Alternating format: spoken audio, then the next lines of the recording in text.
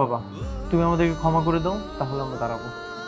আচ্ছা, আগে উঠে দাঁড়া, তারপর ঠিকই ক্ষমা করবে। উঠে দাঁড়িয়ে কথা বল।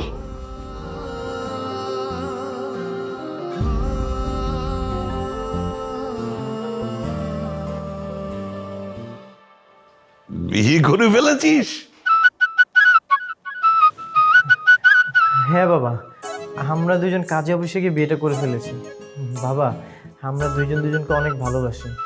তুমি, তারপর ইরার বাবা তো আমাদেরকে মেনেই নেবে না। এই জন্য আমরা দুজন প্ল্যানিং করে বিয়েটা করে ফেলেছি। বাবা প্লিজ, তুমি আমাদেরকে মেনে নাও না। এই, তুমি ওদেরকে ক্ষমা করে দাও না। দেখো না, মেয়েটা তোমার পছন্দের কত মূল্যায়ন করে, তোমার পছন্দের রঙের শাড়ি পরে এসছে। কিন্তু আমার একমাত্র ছেলের বিয়ে এইভাবে হবে, এটা তো আমি মেনে নিতে পারি না। মেনে তোমাকে নিতেই হবে। লাবিব আমাদের একমাত্র ছেলে, ও ছাড়া আমাদের আর কে আছে বলো? এখন যদি